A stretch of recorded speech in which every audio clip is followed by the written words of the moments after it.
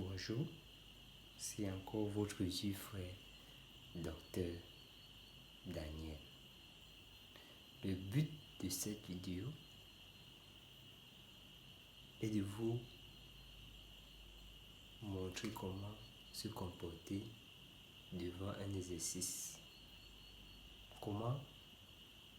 Quelles sont les questions que l'on doit se poser afin de trouver les propriétés qui vont mener à la résolution. Bonne année à tous mes fans. Ceci, c'est une nouvelle année. Pour ceux qui n'ont pas encore pris conscience, je parle de ceux qui sont dans les classes d'examen, qui n'ont pas encore pris conscience, doivent prendre conscience maintenant.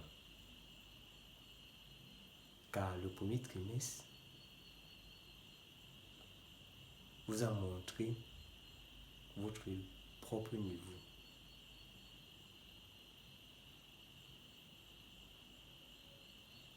Sans plus tarder, nous allons commencer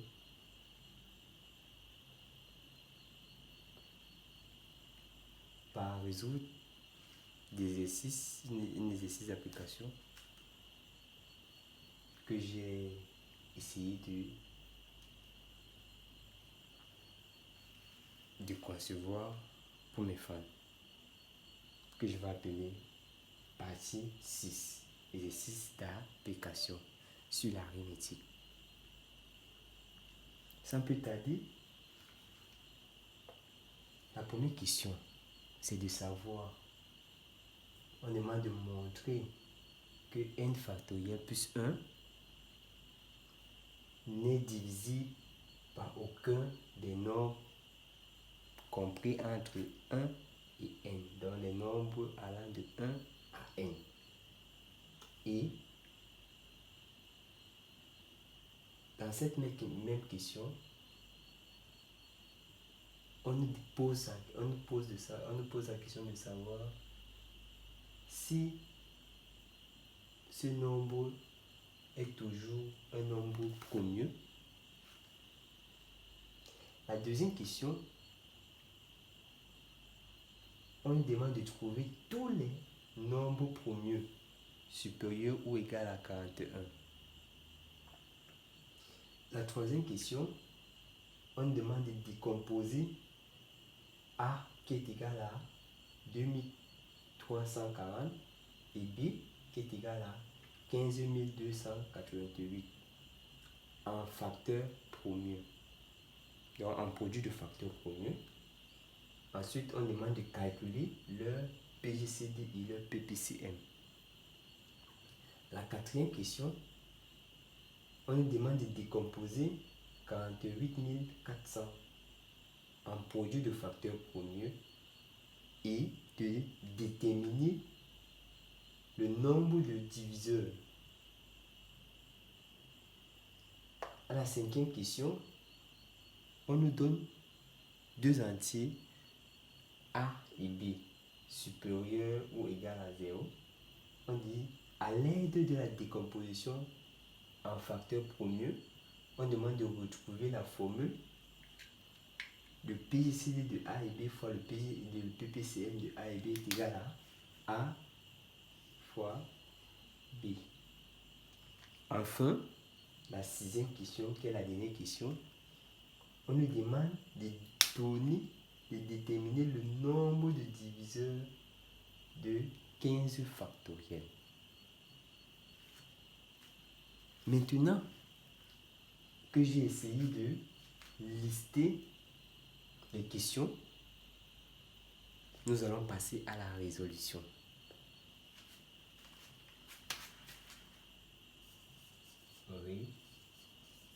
Résolution. Première question. On nous demande de montrer, c'est une question à deux volets. On nous demande de montrer que n factoriel plus 1 n'est divisible par aucun des entiers de 1 à n. Ça, c'est la première question, le premier volet de la question. Pour montrer, nous allons utiliser l'algorithme de Kleene. Nous allons utiliser l'algorithme de Kleene. Premier volet.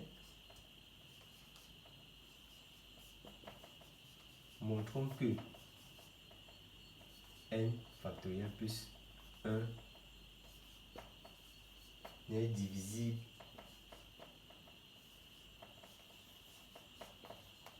par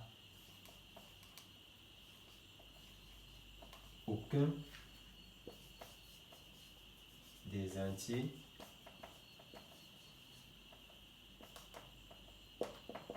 à n.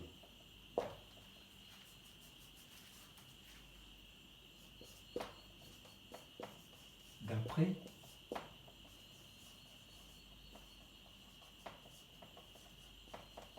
l'algorithme de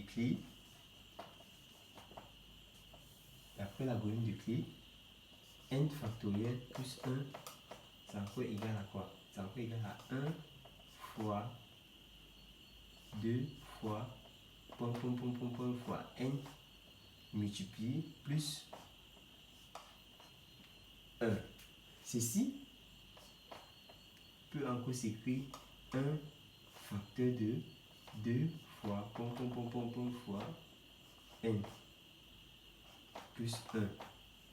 Ceci correspond à Q. Nous voyons bien que le reste de la division euclidienne de 1 par n factoriel plus 1, c'est égal à 1. Ceci implique que quoi? Que 1 ne divise pas n factoriel plus 1. Ensuite,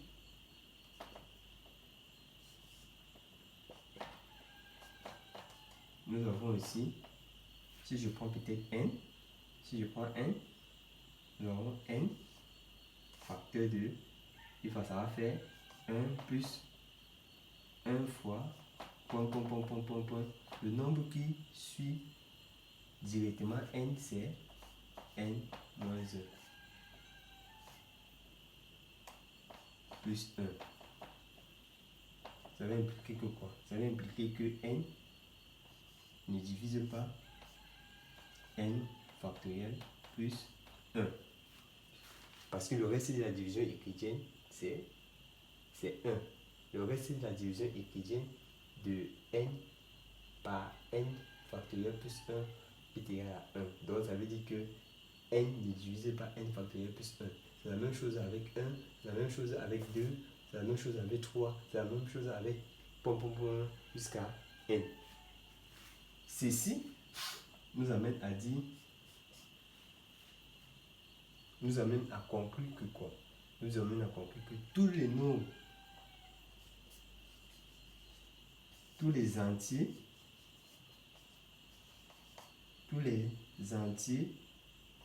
de 1 à n ne divisent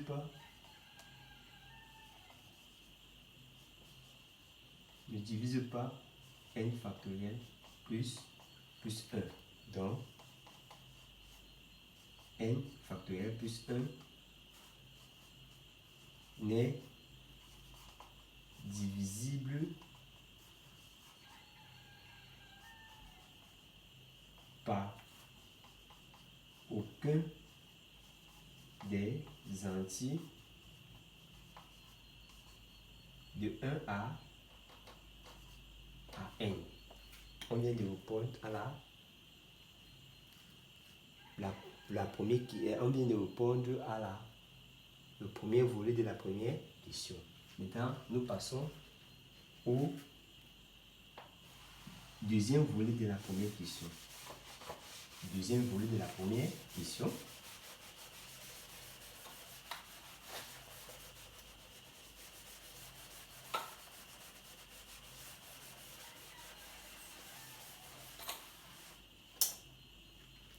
Le deuxième bout de la première question, on dit est-ce toujours un nombre premier? Donc ça veut dire n factoriel plus 1 est toujours un nombre premier. N factoriel plus 1 est toujours un nombre premier.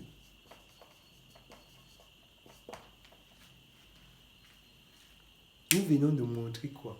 Nous venons de montrer que n factoriel plus 1 n'est pas divisible par 1, n'est pas divisible par les nombres de 1 à n. La définition, rappel.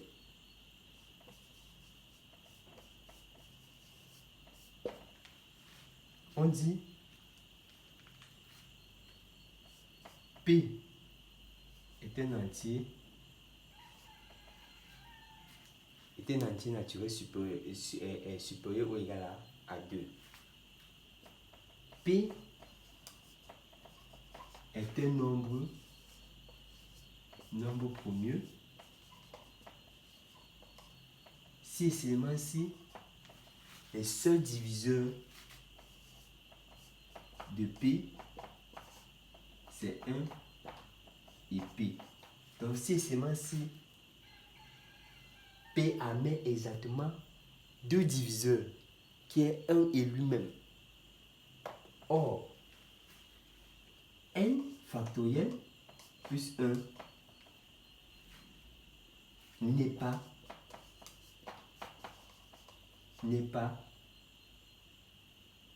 divisible par 1. n factoriel plus 1 n'est pas divisible par 1. Ça veut dire quoi? Ça veut dire que l'ensemble des diviseurs de n factoriel, il n'est pas divisible par des nombres allant de 1 à n. Donc ça veut dire que l'ensemble des diviseurs de n factoriel plus 1, c'est lui-même. Or, d'après la définition du nombre premier, un nombre premier est un entier positif qui admet, est un entier positif supérieur ou égal à 2 qui admet exactement deux diviseurs positifs qui est 1 et lui-même. Or, nous voyons bien que ici, on n'a rien qu'un seul diviseur positif qui est quoi?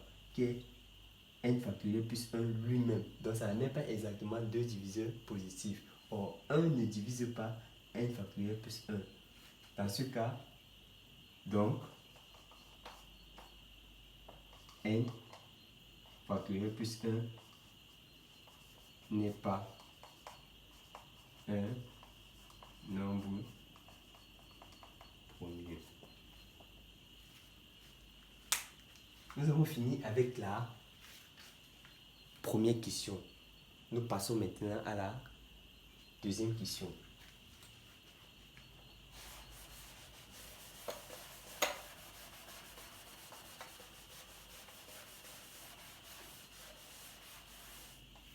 La deuxième question, on demande de trouver tous les nombres premiers. Comment trouver tous les nombres premiers? Pour trouver tous les nombres premiers, nous allons utiliser le cri d'Ératosthène. Nous allons lister nos nombres.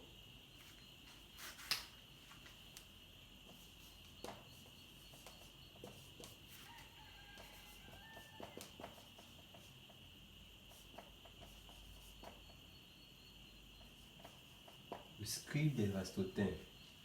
On va lister nos nombres.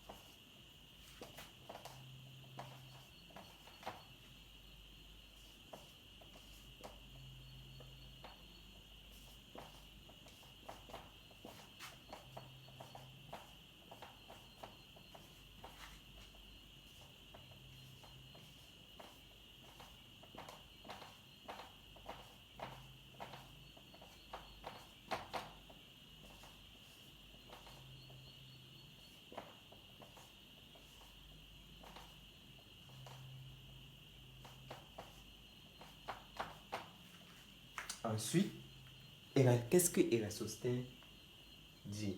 Il dit, d'après la définition d'un nombre premier, 1 n'est pas un nombre qui est supérieur à 2. Et 1 n'a même pas exactement 2 diviseurs positifs. 1 est divisible par lui-même. Donc ça veut dire que l'ensemble des diviseurs de 1, c'est 1 lui-même. Mais 1 n'est pas supérieur ou égal à 2. Donc ça veut dire 1 n'est pas un nombre premier que je dois barrer. 2 est un nombre supérieur, est un nombre égal à 2. Premier critère.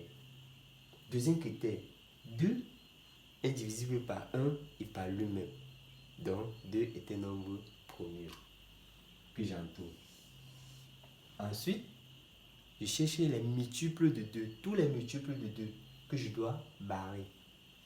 Nous avons 4, 6, 8, 10, 12, 14, 16, 18, 20, 22, 24, 26, 28, 30, 32, 34, 36, 38, 40. Après avoir barré tous les diviseurs, tous les multiples de 2, nous passons maintenant au second chiffre, qui est 3. Est-ce que 3 est un nombre premier? 3 est supérieur à 2, supérieur ou égal à 2. 3 est divisible par 1 et par lui-même. Donc 3 est un nombre premier. Ça respecte les deux critères. Deux critères de nombre. Pour qu'un nombre soit premier, il faut dire que quoi? Ce nombre d'abord soit supérieur ou égal à 2. Premier critère. Et que ce nombre-là soit divisible par 1 et lui-même. C'est-à-dire avec deux diviseurs positifs qui est 1 et lui-même. On cherche les multiples de 3. Les multiples de 3. Nous avons 9, 15, 21,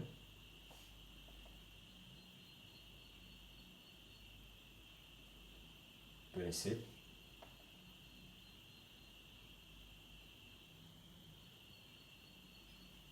33,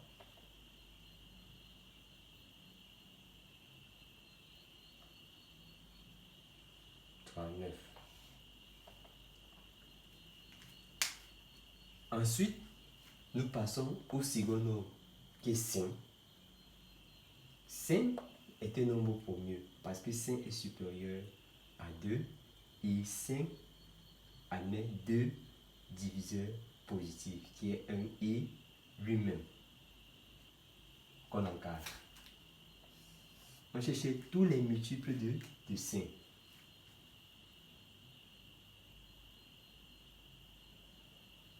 D'abord, 25,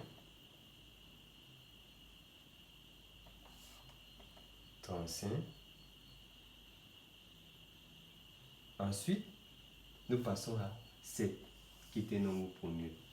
On cherche tous les multiples de 7.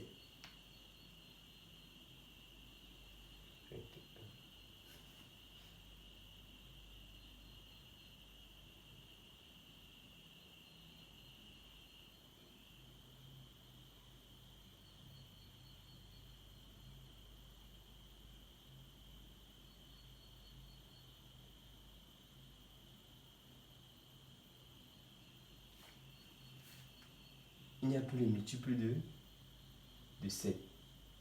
Ensuite, nous passons à 11. On ne trouve pas 13. On ne trouve pas 17, 18. Les restes correspondent au nombre premier. Donc, ça veut dire l'ensemble des nombres premiers, que je vais appeler D, indice P de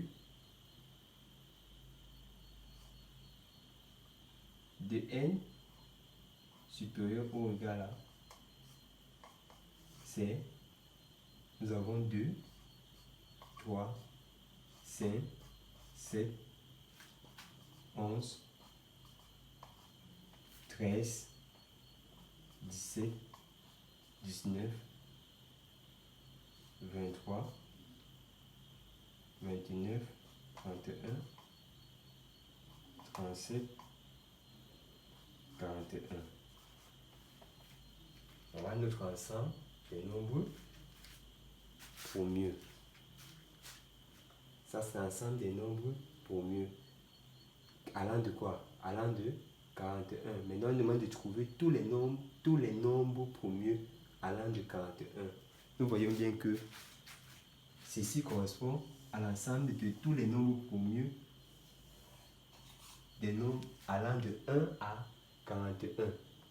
Nous avons 2, 3, 5, 7, 11, 13, 17, 19, 23, 29, 31, 37, 42, 41. Nous passons à la question 3. Nous passons à la question 3.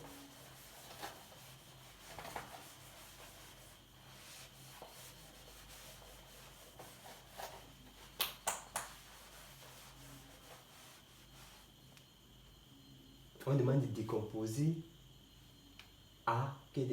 décomposer 2340 et 15288 en produit de facteurs pour mieux et calculer son PICD. On va décomposer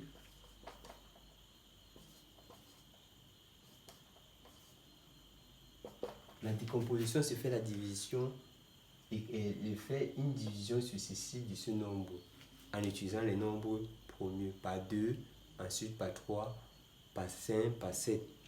Bon, d'après calcul, nous avons 2 à la puissance 2, 3 à la puissance 2, 5 et 13. Ensuite, B qui est égal à 15 288. Après,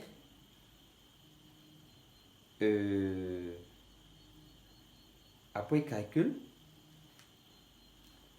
j'ai trouvé 2 au carré, 3 fois 7 au carré, fois 13. Maintenant, comment déterminer? On a fini de décomposer en produit de facteurs premiers. Maintenant, comment déterminer le PICD et le PPCM? Le PGCD de ces deux nombres de A et B. Pour déterminer le PGCD des deux nombres sous forme de produit de facteurs premiers, on cherche les nombres premiers qui ont des exposants. On fait la comparaison des nombres premiers qui ont le plus petit exposant des deux nombres A et B. Nous allons commencer par A. A, nous avons 2 à la puissance 2 et B, nous avons 2 à la puissance 2. 2 à la puissance 2 et 2 à la puissance 2, on voit qu'il y a égalité. Ça veut dire il n'existe pas le plus petit, il n'existe pas le plus grand. Donc ça veut dire on conserve. Fois, on passe à 3 à la puissance 2 en A et 3 à la puissance 1 en B. Entre 3 à la puissance 2 et 3 à la puissance 1, quel est le chiffre 3 qui a le plus petit exposant? On voit bien que c'est 3 à la puissance 1 qu'on choisit. Fois, ici, nous avons 5 à la puissance 1. Ici, nous n'avons pas le 5. Ça veut dire qu'on a plutôt 5 à la puissance 0. Entre 5 à la puissance 1 et 5 à la puissance 0, quel est le nombre en 5 qui a le plus petit exposant? Nous voyons que c'est 5 à la puissance 0. Or, 5 à la puissance 0 est égal à 1. Quand on écrit, on n'écrit pas. Nous passons à 7. Ici, nous avons 7 à la puissance 0 parce qu'il n'existe pas de 7 là. Ici, nous avons 7 à la puissance de 2. Entre 7 à la puissance 0 et 7 à la puissance 2, quel est le 7 qui a le plus petit exposant? Nous voyons bien que c'est 7 à la puissance 0. Or, tout nombre différent de 0 qui a la puissance 0 est égal à 1. On n'écrit pas. Nous avons maintenant 13 à la puissance 1 et 13 à la puissance 1. On voit qu'il y a égalité de puissance.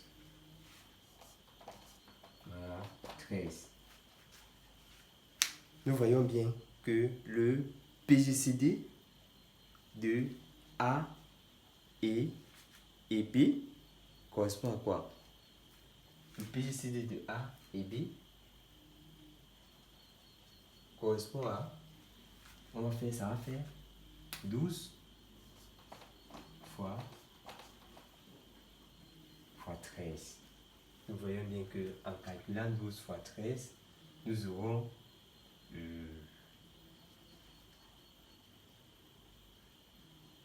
en calculant 12 fois 13, on va faire 12 fois 13. 13 fois 12, 6, 2, 3, 1, 5. Nous voyons bien que ça nous donne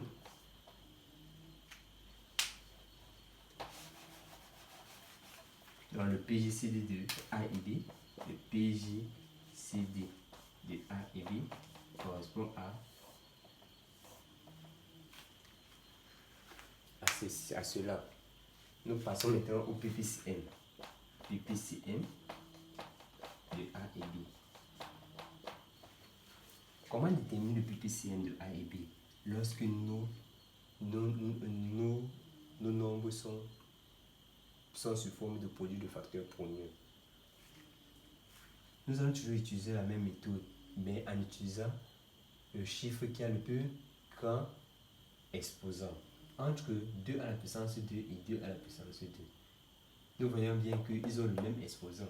Donc il n'y a pas comparaison. Il y a plutôt égalité. Donc ça veut dire on prend 2 à la puissance 2 fois. Entre 3 à la puissance 2 et 3 à la puissance 1, quel est le chiffre en 3 qui a le plus grand exposant? On voit que c'est 3 à la puissance 2. Ensuite, nous avons 5 à la puissance 1 et 5 à la puissance 0. Nous prenons 5 à la puissance 1. Ensuite, nous avons 7 à la puissance 2 et 7 à la puissance 0. On prend 7 à la puissance 2. Ensuite, nous avons 13. Nous avons 13. Nous voyons bien que ça va faire 240 multiplié par 49. Et avec calcul, vous avez calculé directement, en multipliant ceci, vous avez calculé directement le PPCM de A et B. Nous passons maintenant à la quatrième question qui est, on demande de décomposer 48 400 en produit de facteurs premiers et de déterminer le nombre de diviseurs de 48 400. On va prendre 48 400 qu'on va décomposer. 48 400 qu'on décompose, on obtient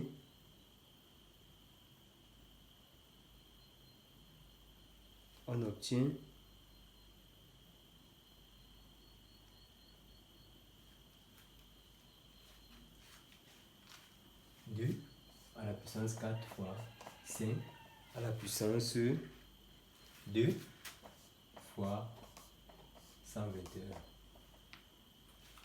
pour 121.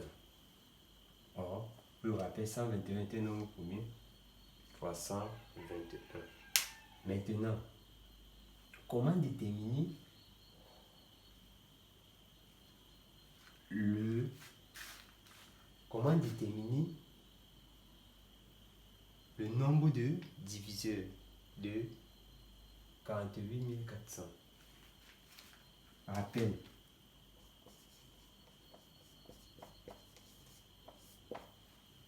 Soit P, I, un nombre allant de un nombre positif,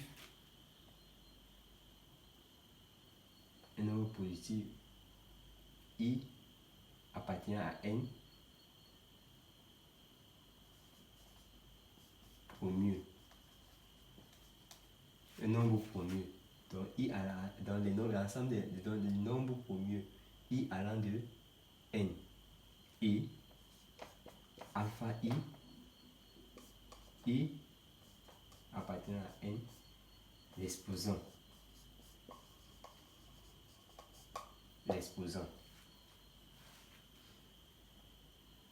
N, lorsqu'on a N supérieur ou égal à 2, N est sur la forme quoi? N est sur la forme produit des PI alpha I allant de 0 à N. Produit de facteur premier. Nous avons mis ça en produit de facteur premier. Ceci est le théorème fondamental de l'arithmétique. Ensuite, comment déterminer l'ensemble, les nombres, comment déterminer le nombre de diviseurs? On va chercher d'abord à déterminer l'ensemble des diviseurs. Ça veut dire le nombre de diviseurs correspond au cardinal de l'ensemble des diviseurs de pi, de n. Le cardinal de n correspond, le cardinal de l'ensemble des diviseurs de n correspond au nombre de diviseurs. C'est égal à quoi? C'est égal au produit de quoi? De alpha i plus 1. C'est égal au produit de alpha i plus 1, i allant de 0 à n. C'est cette formule qu'on doit utiliser. Maintenant, nous avons essayé de décomposer. On cherche maintenant le nombre de diviseurs de... Ceci correspond aux exposants. On commence par 2 à la puissance 4. On prend l'exposant de 4 plus 1 multiplié par l'exposant de 5 plus 1 multiplié par l'exposant de 121 plus 1. Bon, l'exposant de 121 plus 1, c'est 1. L'exposant de 121, c'est 1 plus 1. Ceci correspond à 5 fois 3 fois 2, qui donne 30.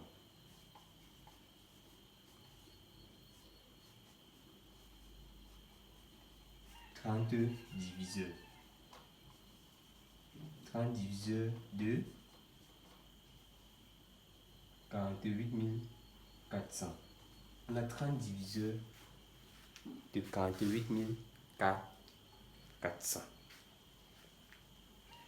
On a trouvé 30 diviseurs de 48 400. Maintenant, nous passons à la question 5.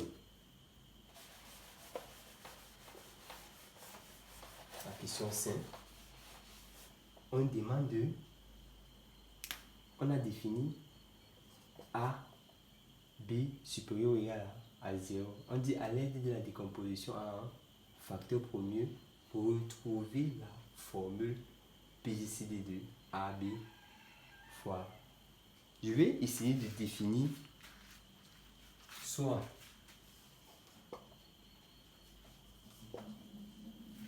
A,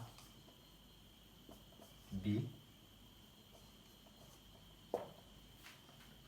Nous allons mettre A sur la formule le nombre premier 2 alpha 1 fois 3 alpha 2 excusez-moi, fois 5 alpha 3. Je vais m'arrêter là. On va prendre alpha avec alpha i avec i allant de 1 à 3 et bêta i allant de 1 à 3 qui correspond à 2 bêta 1 fois 7 bêta 2 fois 3 fois 11 bêta 3. Maintenant, on va chercher à déterminer le PJCD de A et B et le PPCM A et B. Or, le PJCD de A et B, ici, il faudrait qu'on puisse donner une condition. Il faudrait que quoi, alpha I est inférieur à bêta I. Nous prenons maintenant le cas où on fait la comparaison entre alpha 1 et 2 à la puissance alpha 1 et 2 à la puissance bêta 1. En tenant compte de cette condition, quel est le 2 qui a le plus petit exposant? Nous voyons bien que le 2 qui a le plus petit exposant, c'est le 2 qui a alpha I. Donc, on prend ceci. Donc, on continue. Ici, on a 3 à la puissance alpha 2. Ici, on a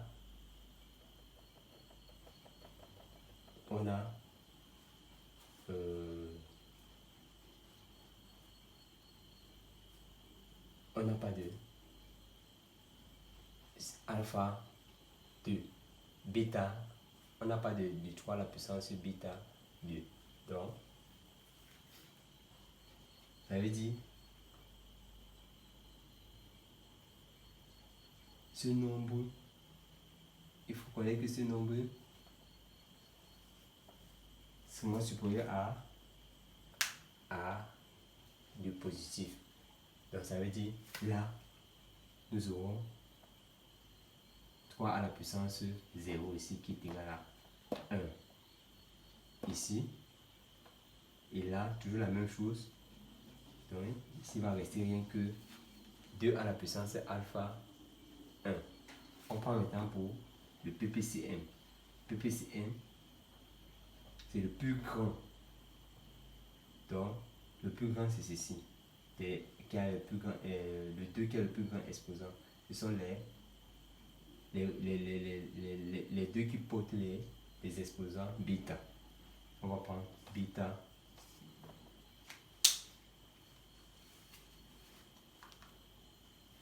On va prendre bêta. Bêta 1. Ensuite, bêta. On n'a pas 3 ici. 3, 0 ici. On va prendre alpha 2. Qui vérifie ceci. Ensuite, on n'a pas 5 ici. On a 5 là. On va prendre 5 à la puissance. Ensuite, on a 7 ici. On a pas 7 là-bas. Et là, on a 11. Voilà ce qu'on a. Et là, on peut essayer de multiplier membre par membre. En multipliant membre par membre,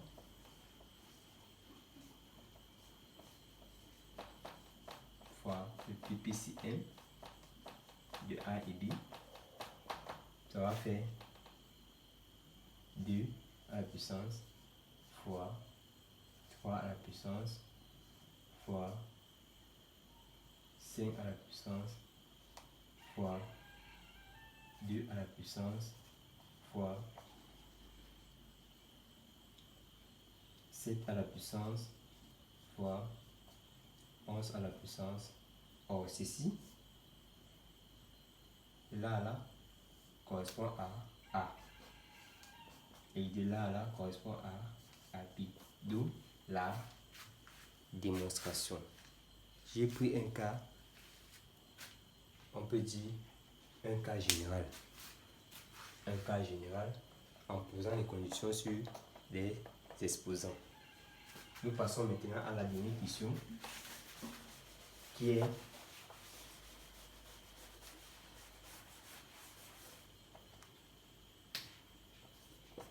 on demande de déterminer combien 15 factoriel admet-il de diviseur. Combien 15 factoriel admet-il de diviseur. D'après, si vous avez bien compris comment on a résolu la question 4 qui avait deux volets, qui est constitué de deux questions, de sous-questions. La deuxième sous-question est de dire combien 48 400 admet-il de diviseur. C'est toujours la même méthode qu'on va utiliser. On va essayer de mettre 15 factoriels sous forme de produit de facteurs premiers. 15 factoriels est égal à quoi? Ça va faire 15 fois 14 fois 13 fois 12 fois 11 fois 10 fois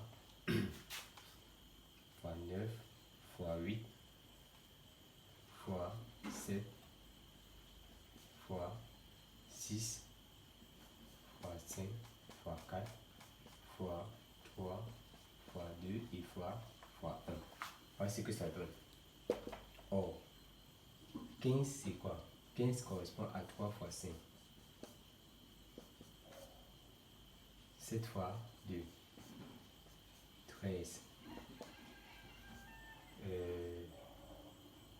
Ça va faire 2 au carré fois 3. 11. Ça va faire 5 fois 2. 3 au carré fois 2 au cube fois 7 fois 3 fois 2 fois 5 fois 2 au carré fois 3 fois 2. Voilà ce qu'on a. Voilà ce qu'on a. Maintenant, comment déterminer? Ça va nous donner, après calcul, on va avoir 2 à la puissance 11 fois 3 à la puissance 6 fois 5 fois 3 à la puissance 6. 1, on a combien de 5 ici? 1, 2, 3. On a combien de 7? 1, 2. On a combien de 11? 1. Et on a combien de 13? 3.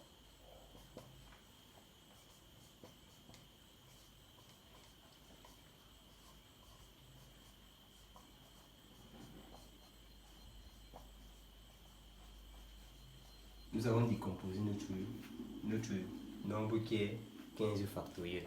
Nous l'avons décomposé. Maintenant, on cherche maintenant le cardinal. Le cardinal de l'ensemble des diviseurs de 15.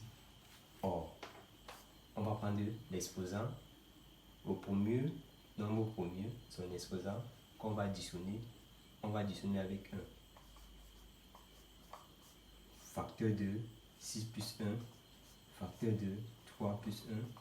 Facteur de 2 plus 1. Facteur de 1 plus 1.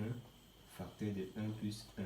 Donc chaque exposant, on l'additionne plus 1 et qu'on multiplie Et là, ça va faire 12 fois 7 fois 4 fois 3 fois 2 fois 2. Donc au total, nous aurons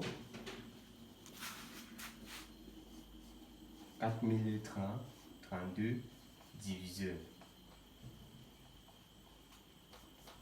4032 diviseurs. Ceci était l'objectif de cette vidéo. Pour ceux qui ne sont pas encore abonnés à ma chaîne, je vous prie de vous abonner, car il y a d'autres vidéos que je suis en train de préparer qui seront encore plus intuitifs. L'objectif de toutes les vidéos que je conçois est d'aider ceux qui n'ont pas la possibilité d'avoir quelqu'un qui va les soutenir dans le domaine mathématique ou bien sciences physiques. C'est justement pour ça que je fais ces vidéos, pour que ils puissent aussi avoir la possibilité de facilement de comprendre certaines explications du professeur, de savoir comment résoudre un exercice plus facilement et efficacement en utilisant certaines propriétés. Parce qu'il y a certaines personnes qui vont dire que oui, je maîtrise mon cahier de mathématiques, mais c'est bien beau de maîtriser, mais comment se comporter face à une situation? C'est ça l'essentiel, comment se comporter face à une situation. Je vous ai montré une petite stratégie. À chaque question, j'essaie de ressortir la propriété qui va me permettre de résoudre la situation. C'est ça, le secret de la mathématique. C'est de maîtriser ces propriétés et de savoir les appliquer lorsque nous sommes en face d'un problème. Je vais vous demander, pour ceux toujours qui trouvent toujours des critiques, je vais vous demander de me critiquer en commentaire. Je vous prie de partager ma vidéo pour aider d'autres qui en ont besoin. Sur ce, bye bye.